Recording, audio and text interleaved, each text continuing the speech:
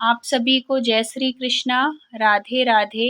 चलिए सुनाते हैं आपको लड्डू गोपाल की एक दर्द भरी सच्ची घटना, जिसको कि मेरे साथ शेयर की है छतरपुर से अभिलाषा जी। तो अभिलाषा जी के जीवन में लड्डू गोपाल की कृपा कैसे हुई और कैसे उनका जीवन दर्दनाक रहा और कैसी-कैसी कठिनाइयाँ आई उनके जीवन में, आप इस कहानी के माध्यम से ज़रूर सुनिएगा। और फिर लड्डू गोपाल की कृपा उनके जीवन में कैसे होती है, ये सब सुनेंगे आप इस कहानी, इस स्टोरी के माध्यम से। और ये जो सत्य घटना है, सत्य कहानी है, तो इसको आप फुल वॉच करिएगा। और अगर अच्छी लगती है तो सब्सक्राइब कर दीजिएगा, लाइक कर दीजिएगा।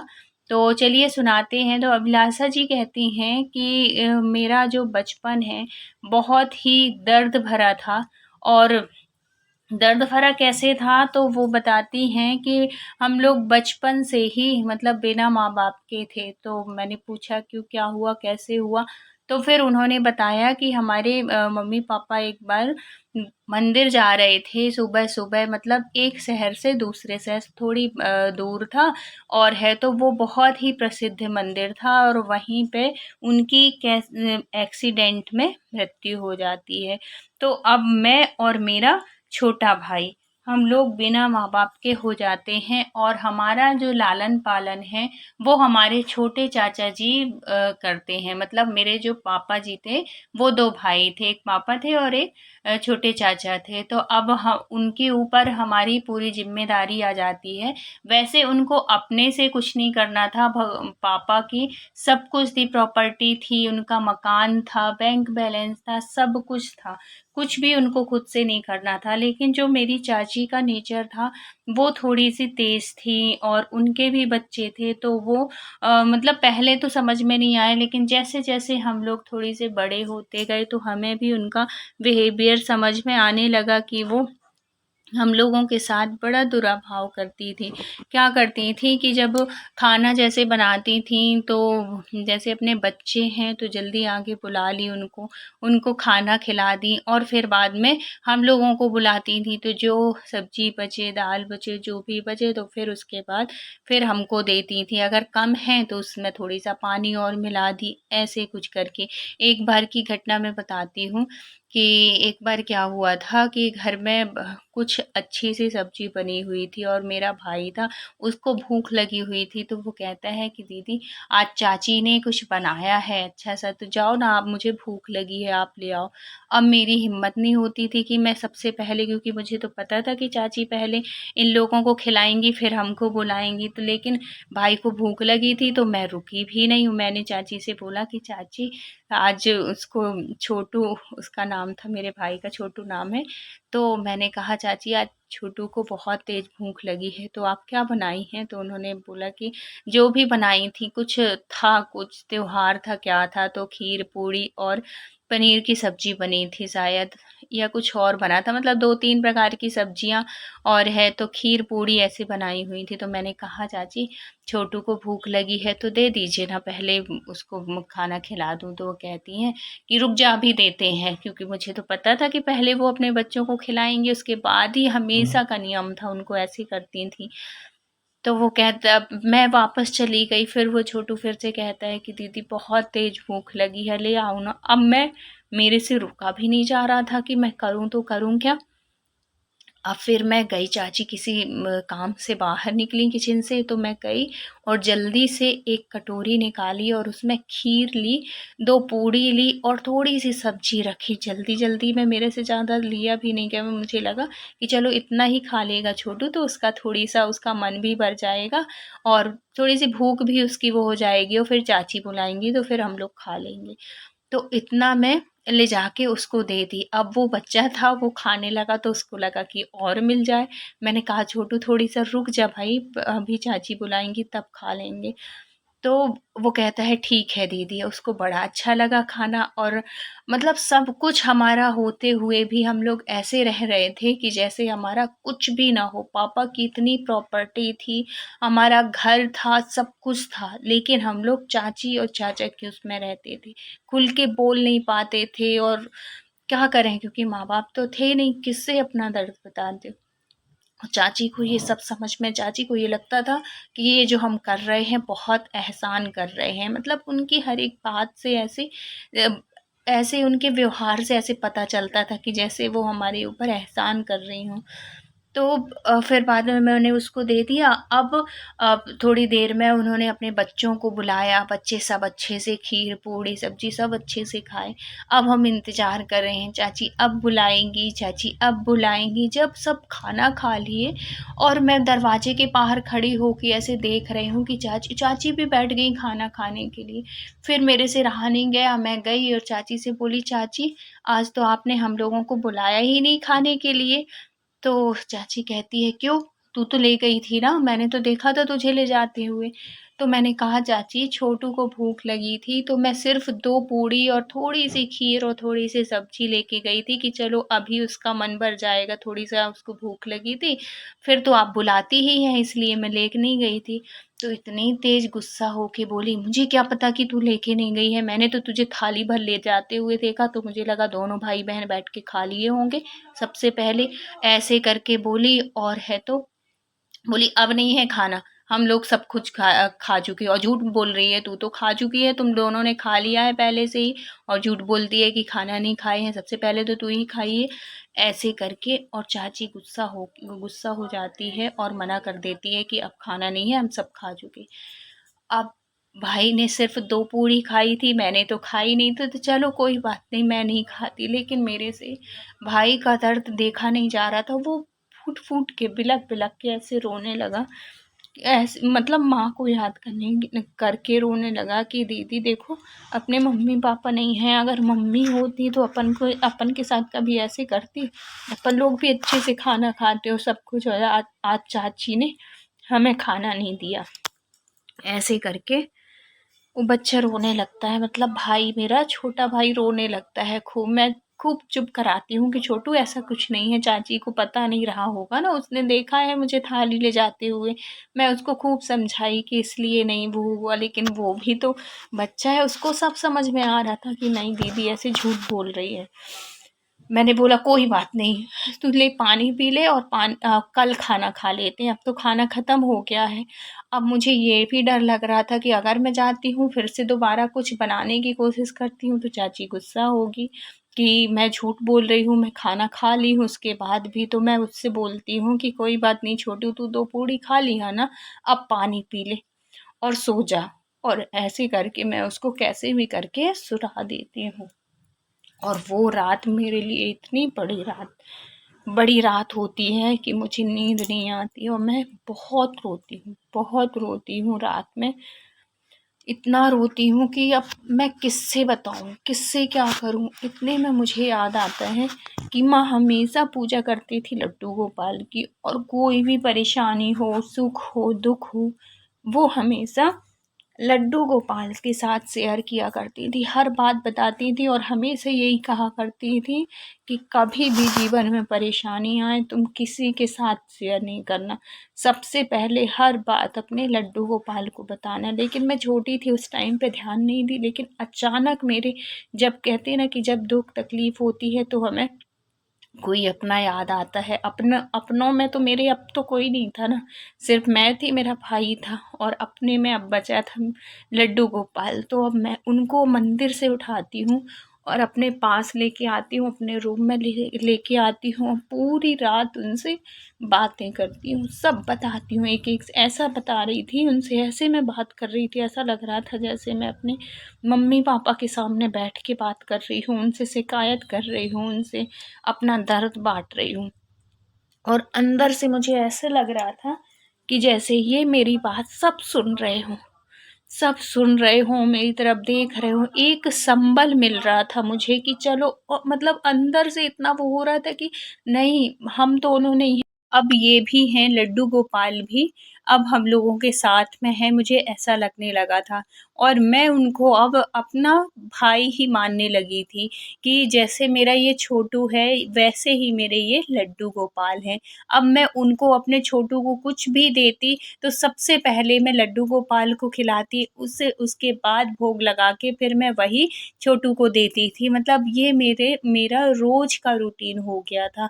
उनसे सारी बात बताना, सब कुछ, मतलब दिन में क्या हुआ, क्या अच्छा, हँसी-खुशी, दुःख, सब दर्द, सब मैं उनसे बताने लगी थी और ऐसा करने से मेरा मन में ना बड़ा हल्का-सा मेरा मन लगता था और बहुत खुशी होती थी उनसे हर बात बताती थी तो।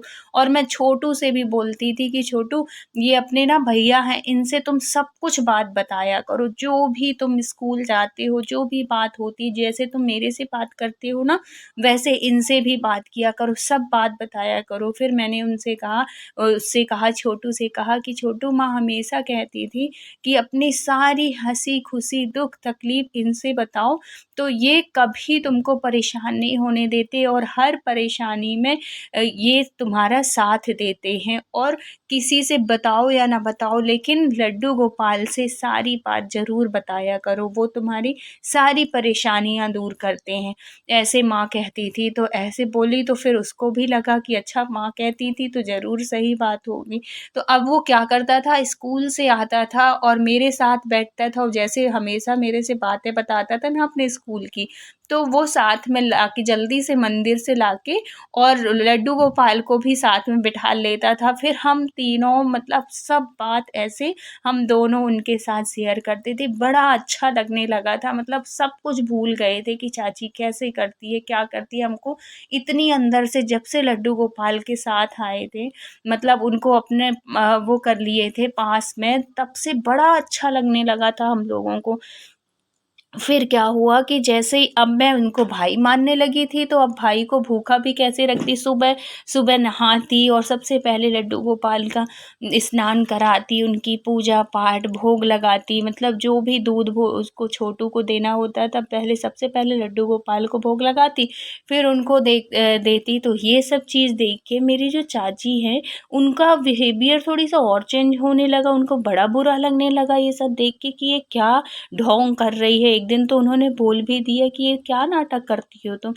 मैंने कहा कि क्या चाची, क्या नाटक कर रही हूँ? बोली कि रोज़-रोज़ सुबह से नहाना, लड्डू गोपाल की इनको पूजा और दूध, क्या कभी-कभी मूर्ति भी दूध पीती है, और है तो भोग लगा खाना ले जाती हो अपनी थाली, तो सबसे पहले लड्डू गोपाल को वो करती हो।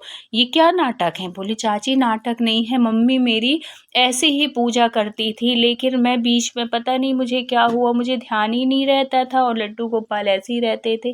फिर एक दिन मुझे लगा कि नहीं, मुझे मम्मी के जैसे ही करनी चाहिए। लेकिन चाची, आप, मैंने कहा उनसे कि चाची आप भी किया करो, बहुत अच्छा लगता है, अंदर से ना बड़ा सुकून मिलता है।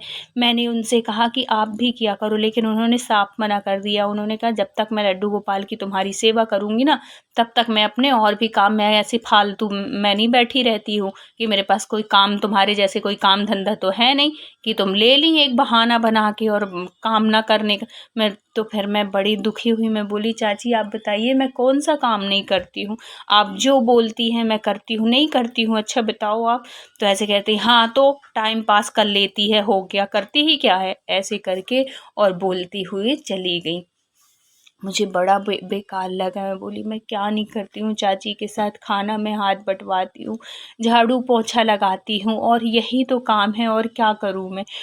अभिलाषा जी कहती हैं कि एक दिन की मैं बात बता रही हूँ कि एक दिन क्या होता है कि चाची के बेटे का बर्थडे होता है, तो चाची बहुत सारे पकवान बनाई होती है।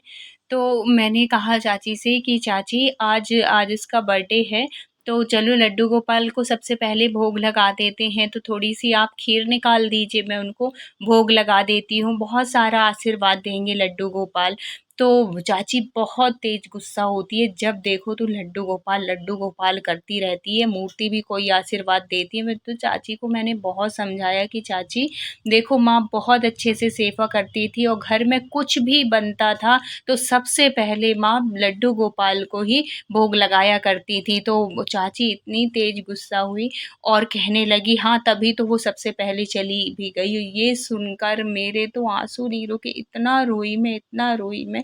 तो मैंने समझाया कि चाची इसमें लड्डू गोपाल का कसूर थोड़ी है, अगर वो उनकी इतने दिन के ही उनका जीवन था इसलिए वो चली गई और खूब चाची गुस्सा हुई। मैं भी लड्डू गोपाल के पास जाके बहुत रोती हूँ और फिर बाद में उनसे माफ़ी माँगती हूँ कि चाची ऐसे बोली तो आप माफ़ कर दो उनको और है तो वो अभी आप आपकी कृपा नहीं जानती हैं इसलिए वो सब कुछ नहीं समझती हैं। फिर दूसरे दिन क्या होता है कि फिर चाची कुछ बनाती हैं तो मैं चाची से बोलती हूँ कि चाची आज भोग लगा दो, इतनी अच्छी चीज़ बनाई है, तो चाची मना कर देती हैं।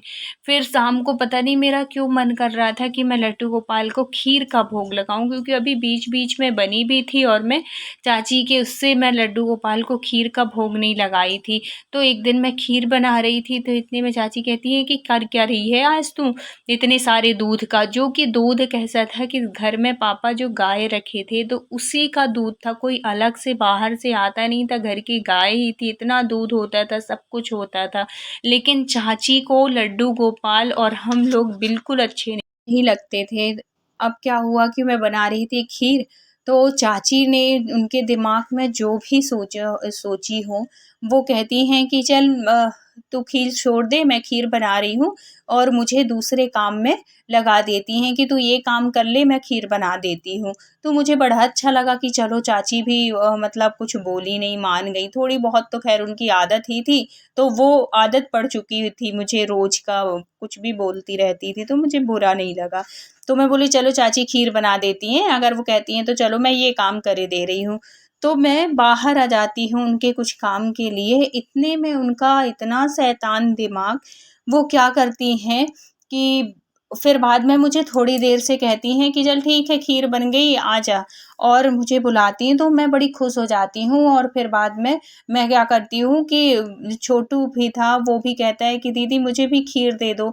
तो जब मैं खीर लेने के लिए और एक कटोरी निकालती हूँ कि चलो लड्डू गोपाल को और छोटू को खीर निकाल देती हूँ, तो जैसे ही मैं खीर के लिए कलछी उसमें डालती हूँ खीर में, तो मुझे लड्डू गोपाल खीर में मिलते हैं। मैं तो जैसे ही देखती हूँ हे भगवान, मेरे तो ऐसा लगता है कि जैसे ज़मीन निकल गई हो पैरों से, इतना मतलब मैं तो शॉक हो जाती हूँ कि ये हुआ तो हुआ क्या।